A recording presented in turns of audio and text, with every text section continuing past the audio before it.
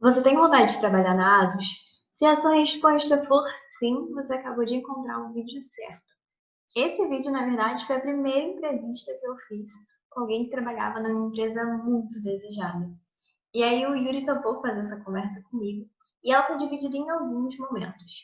Então, no início, ele vai se apresentar, vai falar um pouco sobre a carreira dele, sobre a trajetória até ele conseguir chegar onde ele chegou. Depois disso, a gente fala sobre como é a cultura da ASUS e, por fim, ele dá dicas para você que também quer se preparar para um processo seletivo lá. Vamos começar?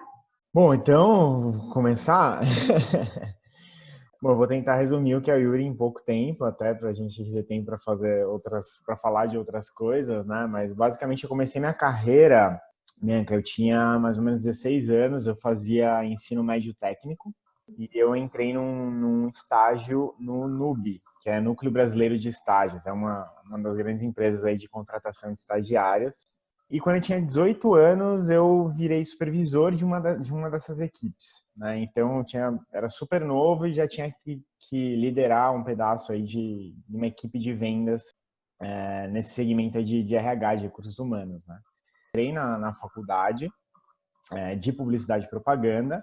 E aí eu comecei realmente a me movimentar internamente, né, primeiro, de que, pô, eu quero fazer uma transição na minha carreira, eu quero sair da área comercial e eu quero trabalhar de fato na área de comunicação e de marketing. E foi uma mudança bem maluca, assim, na verdade, talvez a primeira mudança maluca da minha vida, porque eu deixei um cargo de supervisão de vendas e eu fui ser estagiário em uma das maiores agências de publicidade na época, digitais. Então, eu, sei lá, fui ganhar 25% do que eu ganhava antes, mas com realmente essa ideia de entrar num mercado que eu queria atuar. Eu fui para Motorola, depois passei por Nextel e Asus. Então, na hora que eu saí da agência e fui para o lado de marketing, comunicação de empresa, de marca, eu acabei trabalhando minha vida toda ali, né, na parte de comunicação de empresas de tecnologia. E há um ano atrás eu decidi fazer uma mudança na minha vida, estava realmente repensando algumas coisas, né, de carreira e de propósito e tal. E aí eu acabei saindo da Asus e me mudei, vim aqui para Itália, que é onde eu moro hoje. Tirei um momento praticamente sabático durante quase um ano, né, onde no final desse período eu comecei a criar conteúdo também na internet. E agora estou com alguns projetos paralelos que estão surgindo aí com o tempo e tudo mais. Como influenciou a faculdade que você escolheu para a carreira que tu seguiu? Como é que foi essa correlação entre um e outro? Olha, a faculdade me influenciou muito na minha carreira. Óbvio que a faculdade ela te dá uma base, né? Mas a vida profissional que vai realmente te colocar ali num trilho oficial, vamos dizer assim. E como é que foi para ti sair desse universo da agência para entrar no mercado da tecnologia? Uma pessoa que trabalhou comigo na época do NUB, ela começou a trabalhar numa consultoria de RH e aí abriu essa oportunidade e ela lembrou de mim. Então, isso é uma coisa que eu achei muito legal, e que eu acho que serve muito não sei, eu uso isso muito como exemplo, eu acho que pode ser uma boa dica, né? Sempre tem alguém te vendo. Assim, por mais que você ache que não, você está sempre sendo observado. E não estou falando isso de uma maneira Big Brother, meio maluca, assim, de verdade, assim. Porque o que aconteceu comigo? No próprio Nube, quando eu fui chamado para ser supervisor, eu só vendia, eu fazia o meu trabalho ali e é isso, eu fazia o meu melhor. E aí viram, né, os gerentes da época e tal, viram em mim um potencial para poder, né, lidar com pessoas, etc. Não era uma coisa que eu estava olhando. Eles viram, eles conseguiram lapidar isso e me puxaram. E a mesma coisa aconteceu na oportunidade de Motorola. Então, chegou uma oportunidade para uma pessoa que trabalhou comigo e ela olhou e falou: Puta, eu tenho uma pessoa que eu acho que encaixa com isso daqui. Na Motorola que tu fez a primeira entrevista em inglês também. Foi na Motorola que eu fiz minha primeira entrevista em inglês. Vamos dizer que até hoje, quando eu lembro disso, eu fico um pouco tenso. Eu tive a oportunidade de fazer aula, eu tive a oportunidade de ter inglês no meu colégio e eu tive o privilégio de fazer durante pouco tempo inglês numa escola particular. Mas eu tinha um problema, não que seja um problema, mas eu tenho uma característica que sempre era muito difícil para mim, porque eu pegava muito rápido a matéria. Então, o que acontecia é que no segundo mês, terceiro mês, eu já estava bodeado de ir para aula. Porque assim, eu não tinha motivação de ir. Eu falava, putz, eu vou pra lá, eles vão ficar fazendo a mesma revisão de uma coisa que a gente tá há 5 aulas falando, que eu já entendi na segunda aula. Então eu comecei meio que a ter esse tipo de comportamento. Então eu fiz, sei lá, 6 meses de aula e parei. E continuei praticando, entre aspas, como curioso. Então, jogava videogame na época, tinha as coisas em inglês, e eu era curioso e o que eu não entendia eu ia procurar. Então, quando eu fui fazer a primeira entrevista, eu até tinha um pouco de vocabulário, mas assim, toda a parte gramatical e coisas mais nesse sentido, eu tinha muito pouco de que eu tinha aprendido há algum tempo, assim, sabe? Então, foi bem intenso para mim. Talvez a minha sorte, ou o que eu acho que deu certo nessa história, foi primeiro que eu deixei muito claro onde eu estava. Então, eu não inventei que eu tinha um super inglês, eu era avançado, fluente, quando de verdade eu não era. Então, eu sempre fui muito, muito sincero ali no momento da entrevista, do tipo, olha, eu gosto, eu sei, eu não tenho prática porque eu não falo com ninguém, eu não uso inglês no meu dia a dia, mas se isso é um ponto que é necessário, assim, eu me comprometo, a hora que eu entrar aqui, assim, você pode ficar tranquila que eu vou aprender, assim, 100%. E ciente disso, ela acabou me escolhendo, não só pelo inglês, e eu entrei. E aí, depois que eu entrei na Motorola, que eu comecei a realmente entender, putz, isso aqui é importante para agora, para o meu dia a dia de trabalho, e eu preciso desenvolver isso. E daí foi lá que eu comecei a desenvolver. Como é que foi essa realidade e o contato do inglês ao longo da tua carreira? Na Motorola eu evolui bastante, porque eu comecei daí a fazer aula novamente de inglês. Quando eu fui para a Nextel, eu não precisei do inglês. E a gente enferruja, né? Isso é uma coisa que é muito verdade. Depois de um tempo da Nextel, uma ex-chefe minha da própria Nextel foi para a Asus e ela me convidou para ir para lá, porque ela precisava de alguém para coordenar o time de marketing. Como ela já me conhecia e ela já sabia da Motorola e etc., ela não me questionou sobre inglês, né? Ela já meio que sabia que eu falava. Então, eu não tive um processo em inglês ali. E a Asus, de fato, é uma empresa multinacional. Eu tinha um contato quase que diário. Ela tinha contato, os analistas tinham contato. Então, já era uma realidade um pouco diferente. Mas todas as pessoas da área de marketing, quando entravam ali, quando a gente selecionava e tal, precisava ter um mínimo de inglês. Volta também para a história da Motorola, assim, entender qual era o nível necessário de inglês. Precisava ser super fluente? Não, porque no fim quem apresentava era eu, era ela, eram poucas pessoas. Mas tinha uma troca diária de e-mail com o headquarters. Então, minimamente, você precisava entender o que estava falando ali, sabe? E como é que era trabalhar na ASUS em termos de cultura, em termos de gestão?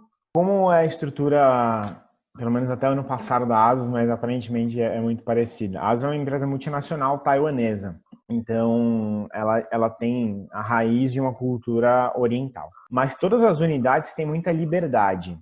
Então vou tentar usar um efeito comparativo. Quando eu trabalhava na Motorola, tudo era global, tudo. Assim, o sistema era global, todos os países usavam o mesmo sistema. Os processos, todos os países usavam os mesmos processos. Então, ele realmente tinha uma estrutura de empresa multinacional, vamos dizer assim. Dentro da Asus, isso era uma coisa que não existia. Então, apesar de ser uma empresa multinacional, eu brincava que era uma empresa internacional, mas que as células tinham muita liberdade de atuação, o que era muito positivo por alguns aspectos. Obviamente, vamos dizer, o headquarter tem menos controle das coisas, então talvez para a empresa como um todo tenha seus contras, mas a atuação era muito regional, então isso facilitava muito. Eu não precisava usar necessariamente um sistema que o global decidiu colocar. Se eu achava que tinha um sistema que funcionava melhor para a minha realidade, eu podia implementar. Isso era uma das coisas, e aí lá dentro, né, por ter essa estrutura muito regional, a gente conseguia entender muito bem em relação ao inglês, tipo, quais as áreas que de fato não tinham contato com o global, né, que tinham a necessidade disso, e tinham áreas que não tinham esse contato e não precisavam. Então isso era muito, muito bom no momento ali de seleção e tal, porque não existia a eterna necessidade do inglês só por ser de uma empresa multinacional. Vamos imaginar que minimamente dos cargos de supervisão para cima era necessário ter inglês, que eram as pessoas que normalmente tinham contato com os outros escritórios. Em algumas áreas específicas, todo mundo tinha que saber o mínimo. Então, o marketing, que era a área que eu liderava, era preciso que soubesse o mínimo, porque tinha contato direto com o headquarter.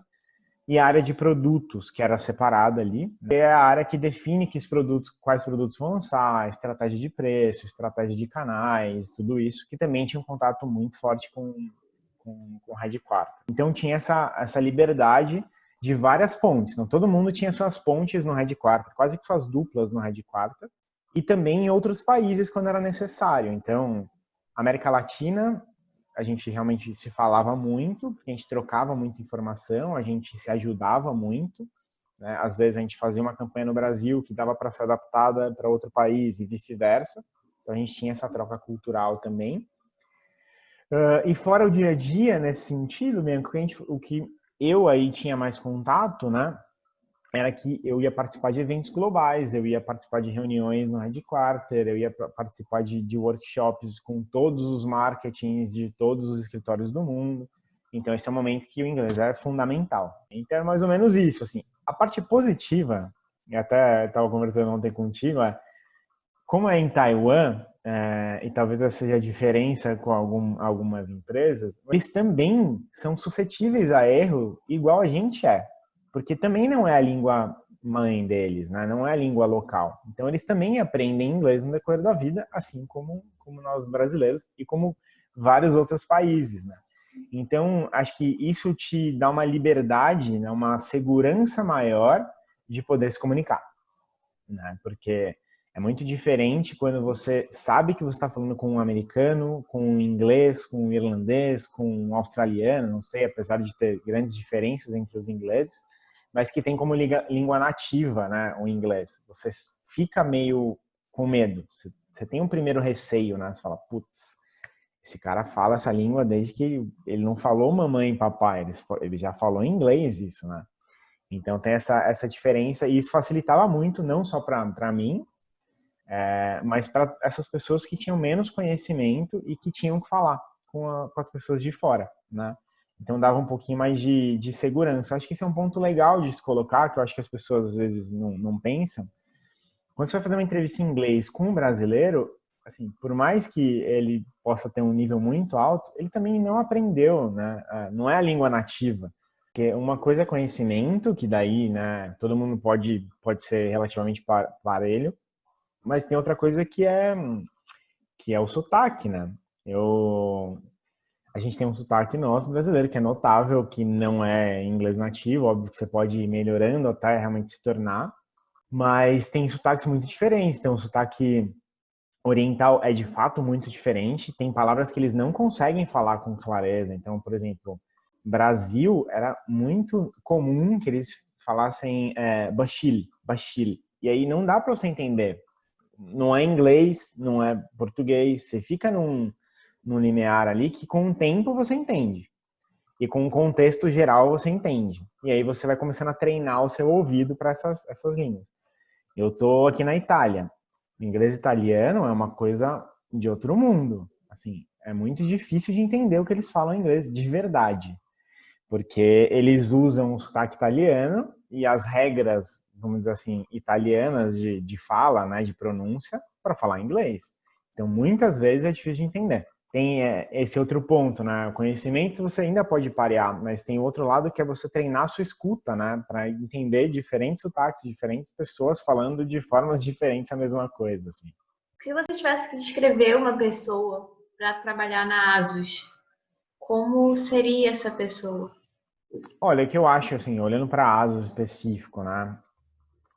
Que foi onde eu realmente pude contratar pessoas e conhecer bem a fundo. Mas ali acho que é uma empresa que você precisa ter de verdade vontade de crescimento, tá pronto para tipo enfrentar desafios, então você precisa ter um pouco uma proatividade de realmente de querer crescer e de querer fazer as coisas acontecerem, exatamente por esse ponto que eu coloquei antes até, Bianca, você não chega lá, não tem uma estrutura global bonitinha que chega na sua mão. Muita coisa tem que desenvolver localmente. Então, você precisa ter esse tipo de comportamento, né? Então, é ser quase que... não é bem autônomo, né? Mas um pensamento de dono mesmo, né? De, pô, isso aqui é meu trabalho, eu preciso ter isso. Isso é uma das coisas. Precisa amar a tecnologia, porque respira a tecnologia lá dentro, não tem jeito, né? É uma empresa de 40 anos aí. O primeiro ultrabook do mundo foi da ASUS, o primeiro notebook a viajar para o espaço foi da ASUS. Então, assim, existe uma veia de tecnologia muito forte. E eu acho que seriam essas duas coisas, assim, se você amar a tecnologia e se você tiver esse gás, esse comportamento de, pô, quero fazer a coisa acontecer, ter realmente motivação para isso, acho que eu vejo que são os pontos fundamentais para se trabalhar lá. E como funciona essa questão do lado humano em uma empresa de tecnologia? Nesse ambiente, assim, de cultural e de produtividade, e pelo que você falou, assim, eles têm essas raízes do lado oriental, né? E às vezes que é muito focado em produtividade, resultado, entrega. Isso é muito legal, isso é um ponto bem, bem bacana que você abordou, Bianca. Como a empresa ela tem as origens orientais, mas a origem taiwanesa ela não é tão bruta, talvez, do que uma origem chinesa no sentido de produtividade, né? Eles gostam, obviamente, de produtividade, eles correm atrás disso, eles têm uma cabeça de como eu consigo diminuir o custo, como eu consigo produzir mais, isso é natural.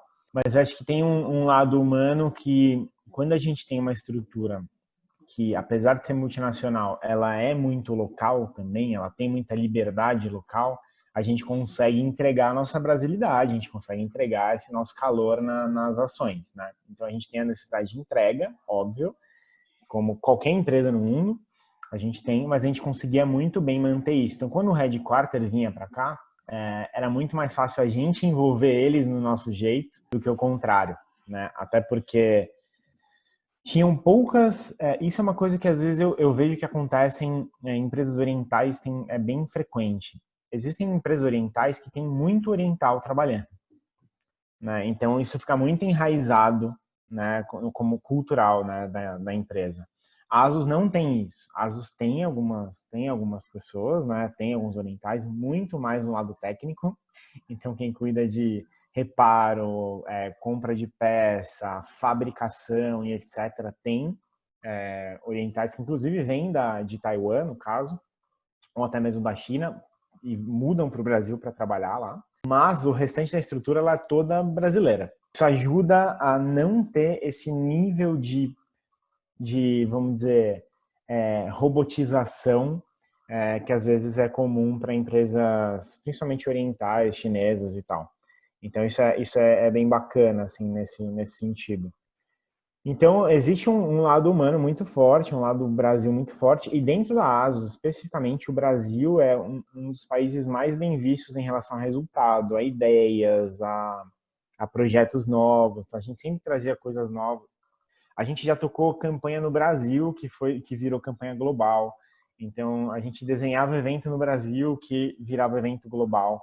Então, como o Brasil ele tinha essa potência dentro da ASUS, era muito mais fácil para a gente abraçar a galera com o nosso estilo do que ser abraçado com o estilo mais frio deles, assim.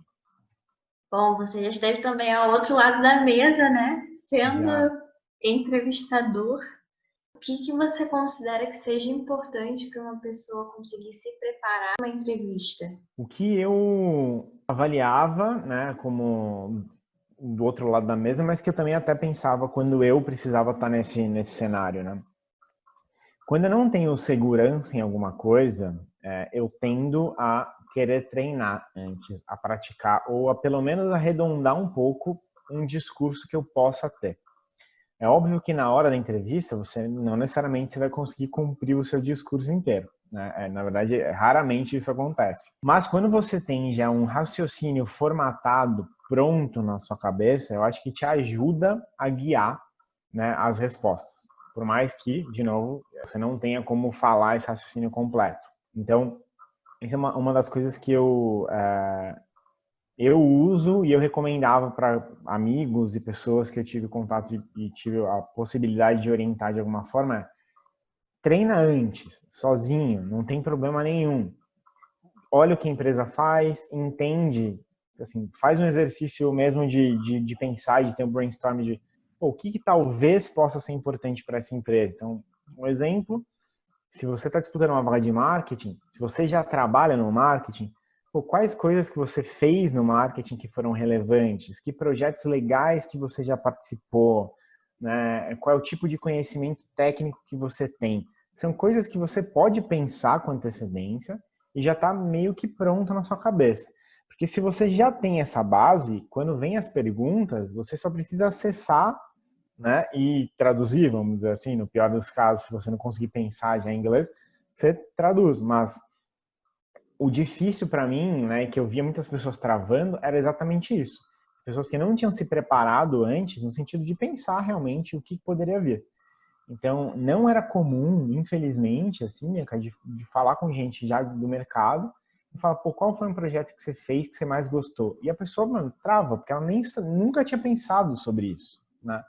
E daí você imagina, você precisa pensar na sua trajetória, avaliar todas as suas caixinhas de projeto. Então, você põe uma do lado da outra. Daí você olha a que brilha mais, aí você pega ela. Daí dentro dela, você pega essa caixinha e você vê como ela foi. E daí daquilo você traduz e passa e fala. Então, assim, não é fácil, né? É um processo longo ali e que provavelmente você vai se perder no meio do caminho. E aí o problema é, você está num momento de pressão, você está sob julgamento, e vai ficar nervoso porque você não consegue responder ou porque você errou, e aí isso pode prejudicar dali para frente tudo, né? Acho que tem óbvio que daí tem um trabalho que você tem que tentar voltar à sua calma quando esse tipo de coisa acontece. Mas isso atrapalha muito. Então, uma coisa que eu penso muito é sobre preparo antes. Então, assim, as pessoas, o que eu consegui avaliar era muito mais as pessoas que estavam preparadas com as respostas. Não necessariamente que ela soubesse falar da melhor forma possível, sabe? Mas a resposta estava muito clara na cabeça dela. Então, acho que quando a pessoa tem a clareza do que é, fica tudo mais fácil, né? Tipo, seja falar inglês ou seja realmente transmitir uma ideia que pode convencer quem está do outro lado de que aquela é a pessoa correta, que aquela é a pessoa ideal para aquele trabalho, né? E de conhecer a empresa. Então, assim, gente que chega numa empresa, no meu caso, na ASUS, sem saber minimamente o que é a ASUS, é muito complexo. Parece que ela caiu perdida ali, sabe? Tipo, achei ela na rua ali na frente, e ela entrou. Não precisa saber de todos os detalhes, ninguém tem essa obrigação de saber. Mas você não pode, por exemplo, ir para a ASUS, né, no caso da ASUS, e falar que pô, você não sabe que a ASUS faz celular. Assim, isso não é conhecer a história da empresa, mas pô, é uma das linhas de produto. Você não precisa conhecer todas as linhas de produto, você não precisa saber que faz coisas para casa inteligente em Taiwan, que não vende no Brasil. Tudo bem, você não precisa saber disso, mas pô, no Brasil, minimamente, você precisa saber o que aquela empresa faz, né? Procura um pouco das últimas coisas, dos últimos lançamentos, as últimas notícias, para entender o conceito mais aberto, entendeu? Porque eu falar o que eu penso disso, depois acho que você pode complementar também, mesmo. Eu não acho que o entrevistador tem a função de não é uma prova. Então, não é que ele vai chegar para você e falar, conte a história da ASUS, se você não souber, ferrou. Não vai acontecer isso, né? Mas você vai tratar de assuntos ali que você precisa minimamente saber o que a empresa faz. Então, você chega numa empresa para uma entrevista e fala, uma pergunta que é bem comum. Por que que você acha que seria legal? Por que que você quer trabalhar aqui? O que que te motiva a trabalhar aqui? Se você não sabe nem o que a empresa faz, mas você nunca vai responder essa pergunta. Sabe? Certeza. Você pode E falar, não, porque eu tô precisando de dinheiro, ou não, porque eu vi que tinha uma vaga e eu tô desempregado. Esses também são motivos, mas na hora ali do bate-papo, né, não é o que se espera ouvir, vamos dizer. e é muito importante, assim, nesse momento que o candidato ele seja específico, né? No na real motivação da gente, por exemplo, nesse caso, você pergunta, mostrar o porquê que de fato ele quer trabalhar lá. Então, às vezes, Eu faço preparatória com algumas pessoas, e, tipo, que é uma empresa que elas querem muito, por exemplo, eu quero muito trabalhar na L'Oréal. E aí, na hora da entrevista ou na hora da nossa prática, por que você quer trabalhar na L'Oréal? Porque é uma empresa muito boa. Boa por quê? Boa para Sim, quem? Boa como? E o que é bom para você pode não ser bom para outra pessoa. Isso não mostra sim, o nível de interesse e engajamento que muitas vezes o entrevistador está buscando para chamar alguém para o time, né? Então é exatamente. diferente de você falar assim, eu me identifico com o mercado, me identifico com a empresa, eu me identifico com os valores de vocês, eu vi a descrição do cargo, e, tipo, tem muito a ver com o que eu estou procurando para o meu próximo passo profissional. Existem diversas abordagens que são possíveis de serem feitas nesse momento e quanto mais estudo você faz sobre a empresa, melhor você se sai nesse momento de conseguir colocar em palavras a sua vontade. Exatamente. Acho que é bem isso, assim, Ia. Porque se você minimamente sabe disso, e eu acho que isso tem uma coisa que, aí tô te falando minha opinião pessoal como entrevistador, assim, não precisa ser uma coisa floreada. Eu acho que muita gente se preocupa em montar uma frase bonita para poder, não é isso, mas é a verdade, né? Quando você fala uma coisa com verdade, existe um entusiasmo natural na sua fala, existe um entusiasmo natural no seu corpo, que você nota que aquilo realmente é verdade. Então, às vezes é porque, putz, eu quero trabalhar aí porque, cara, eu amo a marca. Eu só uso os celulares dessa marca. Eu não, assim, desde que eu comecei a usar, eu acho que entrega uma experiência incrível. Pô, seria um sonho. Isso já é uma resposta. E já é uma resposta muito verdadeira e que mostra entusiasmo. Então, é uma pessoa que vai ser avaliado todos os outros aspectos, mas você vê que ela tá ali, ela vai entregar o coração dela ali. E que para uma empresa ter isso é um baita de um ouro, né? E aí você pode esculpir várias outras coisas, porque você sabe que a pessoa tá lá, meu, com vontade, querendo fazer acontecer, querendo fazer parte dessa história. Então não precisa necessariamente ter um super discurso de venda. Você precisa ter um discurso minimamente muito verdadeiro. E dali para frente, acho que você consegue desenvolver um pouco melhor, assim, acho que é isso que você falou, assim, isso faz muito sentido.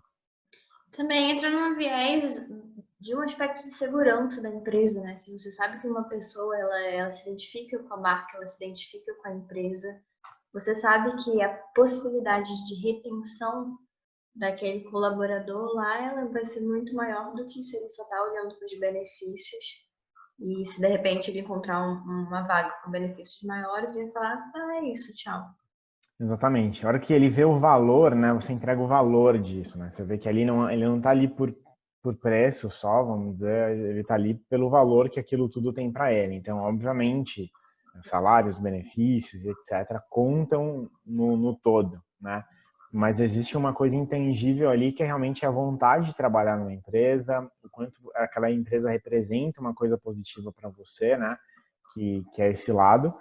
E além desse lado de retenção, né, de criação de cultura dentro da empresa, tem uma outra coisa que é muito simples, assim, é uma lógica muito simples e muita gente esquece. É muito difícil, tem que pensar que todo funcionário, todo colaborador, no fim das contas, é um vendedor. Por mais que ele não trabalhe diretamente com vendas, ele é um vendedor. Então, se você trabalha numa empresa, que você gosta do que ela faz, que você acredita no que ela faz, você vai vender isso de uma maneira, vamos dizer assim, mais intensa. Mas no fim do dia, como é que você vai vender ou como é que você vai trabalhar com uma coisa que você não acredita, né? Então, até que ponto isso vai conseguir preencher o seu dia a dia? Ele pode pagar suas contas no final do mês, o que é muito importante, né? Diga-se de passagem, mas não é só isso, né? Como é que você vai vender? E, de novo, todo mundo é vendedor. Como você vai vender uma coisa que você não acredita, uma coisa que você não consome, sabe? Tipo, não tem muito. Para quem está ali do lado da empresa contratando, isso é uma coisa que conta, né? Então, vou voltar ali, por exemplo, na Asus. A pessoa tinha que chegar lá com o celular da Asus? Não, ela não tem nenhuma obrigação de consumir a empresa. Às vezes ela não, Às vezes ela não tem dinheiro para isso, às vezes ela já tinha outro produto, tá acostumada, tá tudo bem. Mas uma coisa que eu notava e que eu cobrava muito era, beleza, foi contratado.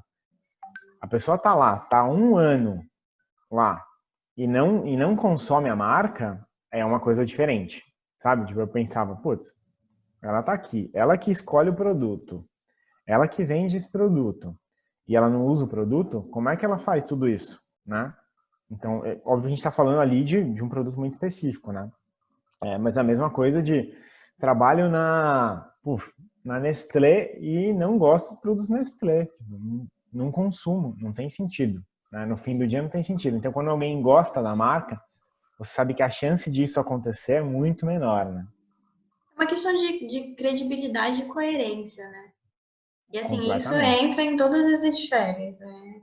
Alguém que trabalha em salão e tem um cabelo feio, é alguém que trabalha na Asus e não consome produto,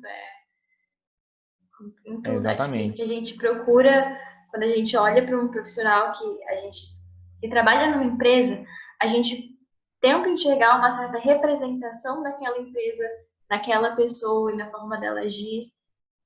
E porque o colaborador, assim, pelo meu ver, ele também faz parte da marca e do Sim. que ela representa, do que ela faz no mundo. Ele é um ponto de contato, né? Quando a gente olha para marketing e gestão de marca, a gente tem que mapear todos os pontos de contato e cuidar de todos os pontos de contato, né? Então, uma coisa é, beleza, fiz uma comunicação, uma campanha, ou como a marca age nas redes sociais, mas tem um atendimento ao cliente. Quando o produto dá um problema, quem me atende é um ponto de contato. Né? Se eu conheço alguém que trabalha lá dentro da empresa, ela é um ponto de contato. Assim, todos os pontos de contato fazem parte da construção do que é a marca, que é esse intangível. É legal dizer assim, e não é uma fala que não joga a responsabilidade na mão das pessoas. A empresa tem talvez quase toda a responsabilidade de construir isso. Né? A empresa, do outro lado, tem que construir essa cultura, tem que engajar os colaboradores, tem que trazer a galera para realmente criar essa cultura de, pô, todos os pontos de contato eu preciso falar da mesma forma, preciso ter o mesmo comportamento, preciso de pessoas que entendam e vejam a empresa da mesma forma, né? E coisas nesse sentido. Mas do lado da pessoa, o que ela pode fazer é realmente ser consistente, é o que você falou. A consistência, né, e a autenticidade é o que vai gerar a identidade dela. Porque uma coisa que é importante lembrar, e que eu, sem querer, comentei em todo esse papo aqui sobre minha trajetória, é as pessoas que estão sempre te olhando. Então, se você trabalha com uma pessoa que ela vê o quão você é incoerente com tudo que você está apresentando, ela pode muito bem mudar de empresa, ela pode muito bem ter uma vaga, ela pode ter muito bem uma vaga que tem total correlação com você, mas ela sabe que você é incoerente e você acabou de perder aquela oportunidade. Então, a gente tem que sempre pensar nesse sentido, né? Cara, e indo pro outro viés da história, assim, a gente teve essa visão do entrevistador, mas e para uma pessoa que está ativamente procurando um emprego e indo em busca se ela se identifica ou não com uma empresa, o que você acha que deve ser valorizado para esse momento de escolha do candidato escolher para quais empresas e quais entrevistas ele vai fazer? Eu dividiria em duas coisas, em duas partes, né? Talvez três, mas não vou dar um número, mas vou dividir em algumas partes aqui. Eu sempre faço isso, eu dou um número e falo mais. Mas ok. Mas acho que o primeiro ponto olhar para a empresa e realmente ver se a empresa tem uma atuação, né, que vai de encontro com os seus valores pessoais. Então, se você, por exemplo, é contra o uso de animais para teste de produtos e você vai para uma empresa que você sabe que testa isso, não tem muito sentido. Né? Então, a empresa não pode ir contra os seus valores. Acho que esse é um primeiro ponto de análise. O segundo ponto de análise é você tentar entender, mesmo que seja de uma maneira superficial, o quão aquele passo na sua carreira pode ser importante ou pode te trazer outras oportunidades, né? Então, às vezes a gente consegue enxergar minimamente empresas que têm planos de carreira ou então que têm possibilidades de crescimento ou que ela tem uma estrutura que é grande, que você pode trabalhar em diversas áreas, com diversos projetos. Assim, você pode olhar para aquilo e você não precisa procurar trabalhar em diversas áreas. Às vezes você quer uma atuação específica, tá tudo bem. Mas é você olhar o quanto aquilo pode colaborar, aquela oportunidade pode colaborar, aquela empresa, né? Colaborar com o seu crescimento, né? Então isso é uma coisa que dá minimamente para ter uma noção. Não dá para saber lá dentro como funciona para crescer, né? Talvez essa informação você só tenha se você de fato conhecer alguém lá dentro que vive isso. Mas você consegue ver que tem oportunidades ou não. E um terceiro aspecto, se for possível, mas é tentar entender quem é que lidera essa empresa ou que lidera especificamente a área que você vai trabalhar. Porque eu acredito que isso faz muita diferença no momento da atuação, inclusive na carreira, né? Então, existem empresas com CEOs extremamente inspiradores, que normalmente é o CEO que você consegue enxergar com mais facilidade, né? Isso deveria ser um balizador importante, né? Porque normalmente quem lidera a história é quem vai ditar a regra para que todo o resto funcione. Então, se é um CEO que ele tem um determinado comportamento de líder, de inspiração, ele provavelmente vai puxar isso também da cadeia toda, né? É um provável. E se você tiver essa oportunidade de ver mais micro, seria incrível, né? Tem áreas que você tem acesso. Então, normalmente, voltar para o marketing, é fácil você ver quem lidera os marketings das empresas, porque normalmente essa pessoa aparece, minimamente ela aparece. Seja numa apresentação de produto, seja numa entrevista para um veículo especializado, ela normalmente aparece também. Então você consegue sentir um pouco de como é essa pessoa, né? Então acho que são esses 3 pontos que eu usaria como balizador no momento me colocando do lado de uma pessoa que está procurando uma oportunidade. Então, eu olharia, primeiro ponto, os valores da empresa, se eles não são conflitantes com os meus valores. O segundo é entender o quão aquilo pode ser uma oportunidade importante para a minha carreira. E o terceiro, olhar quem lidera essa história, seja a empresa como um todo ou seja a minha área, se eu tiver acesso a isso. Bom, eu vou aproveitar esse espaço aqui para agradecer ao Yuri, que foi a primeira pessoa a topar fazer a entrevista comigo. Eu fiquei super feliz de ter essa oportunidade, de ter essa chance. Então, eu sou muito grata a ele por ter sido a pessoa pioneira a participar dessa trilha de entrevistas. E eu também quero agradecer a você que está aqui participando. Te desejo muito sucesso na sua entrevista, no seu preparatório. Você pode me seguir também no Instagram, @inglêsfaraentrevista, onde tem muito conteúdo de dicas para você conseguir se preparar, ou você pode me chamar no inbox. Eu também vou pedir para você deixar o seu like aqui no canal, e se você tiver interesse em ver as próximas entrevistas, que são empresas como a Coca-Cola, a IBM, a GE, enfim, tem muitas outras entrevistas que vêm por aí. E se você quiser receber algum tipo de notificação, é só você se inscrever no canal. Te vejo na próxima, então!